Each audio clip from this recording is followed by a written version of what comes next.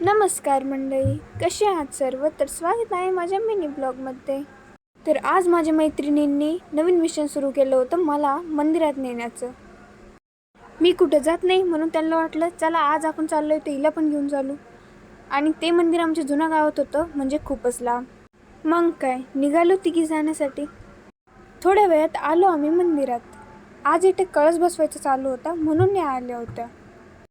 1 तासभर तिथे थांबलो, त्यानंतर आम्ही निघालो घराकडे. घरी आल्या आल्या माझ्या घरच्यांनी मला दुकानात पाठवून दिलं.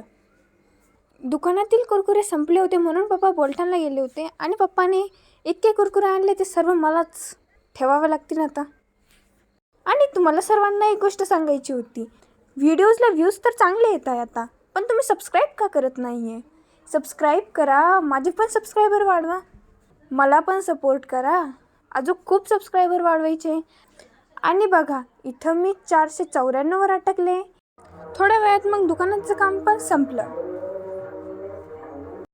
तेवढ्यात माझ्या डोक्याला संकट पडलं. आम्ही जुन्या गावात गेलो होतो, तिकडे आम्ही फोटो काढले होते आणि चुकून माझ्याकडून ते फोटो डिलीट झाले. आता मला रडू येत होतं पण काही करू नाही शकत.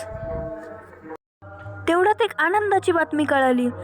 ते ऐकून मी लगेच डान्स करायला सुरू करून दिलं. आनंदाची बातमी म्हणजे काका आणि मी आहे RCB फॅन. मी काकाला सांगितलं की मला RCB जर्सी पाहिजे.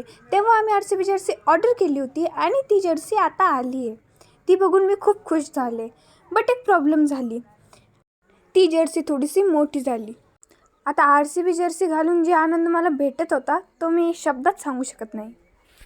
आता आमच्या घरात 3 जण क्रिकेट बघतात. त्याच्यामध्ये माझी आणि काकाची RCB टीम आहे आणि माझी पप्पाची Hyderabad, Lucknow, RCB. Thank you for watching. भेटू पुढच्या ब्लॉगमध्ये. तोपर्यंत बाय.